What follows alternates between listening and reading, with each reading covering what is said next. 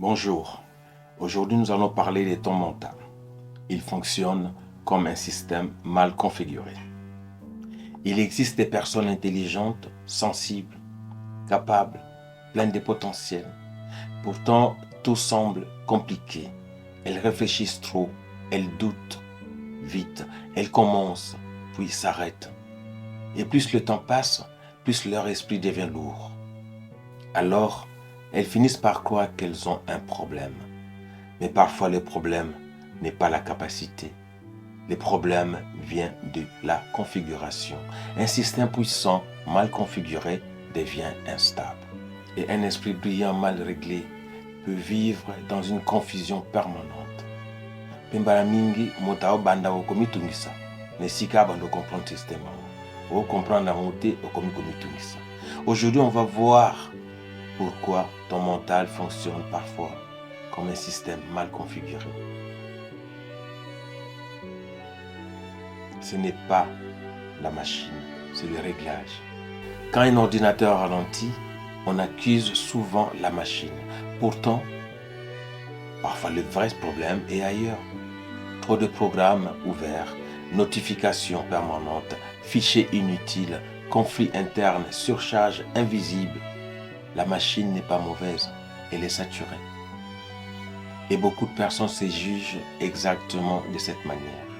Je suis nul, je suis perdu, je suis incapable. Alors qu'en réalité, elles sont peut-être simplement mentalement surchargées. Voici quelques signaux fréquents qui reviennent. 1. Trop de pensées simultanées. Ton esprit ne s'arrête jamais. Projet, peur, comparaison, imagination, scénario, imaginaire. Tout tourne en même temps. Tu ne t'arrêtes pas. Et 2. Notification interne permanente. Et si je rate ça? Et si ça ne marche pas? Et si je dérange? Et si je ne suis pas prêt? Tu vois, tu penses trop, tu réfléchis trop, comme un téléphone qui ne cesse jamais de vibrer.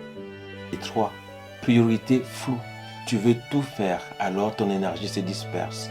Et quand tout devient important, plus rien n'avance vraiment. 4. Batterie mentale vide. Tu n'as presque rien produit, mais ton esprit est déjà épuisé. Tu sais pourquoi? Parce que penser sans arrêt consomme aussi de l'énergie et le cerveau en consomme énormément.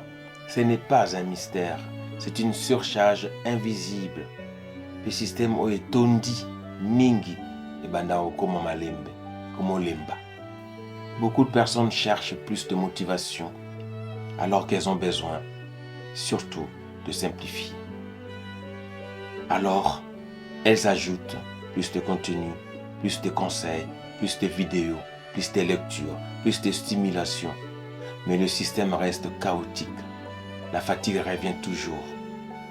Pose-toi ces questions. Combien de choses occupent mon esprit en permanence? Combien sont réellement essentielles? Qu'est-ce qui consomme mon énergie sans produire de transformation réelle? Ce sont là des questions qui t'amènent à la clarté, et la clarté commence souvent par soustraction.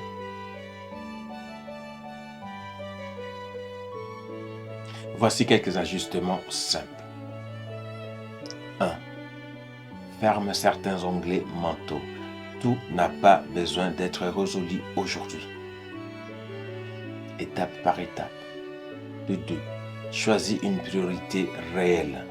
Une direction claire vaut mieux que 10 intentions dispersées. 3.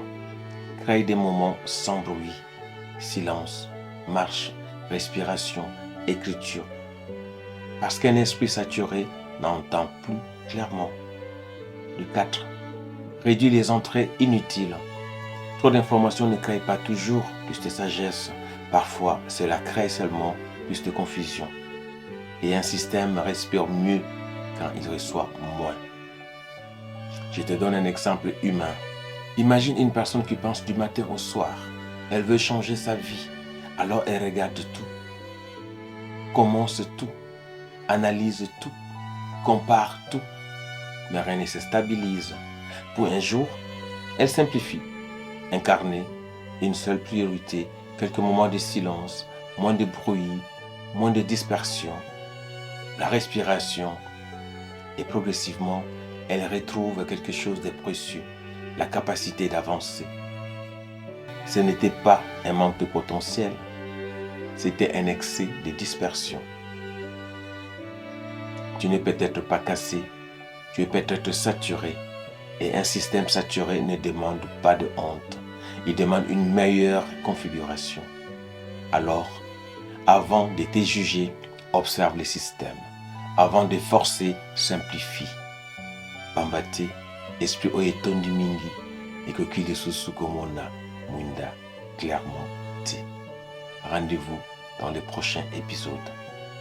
Nous allons comprendre pourquoi certains schémas se répètent, même quand tu veux sincèrement changer.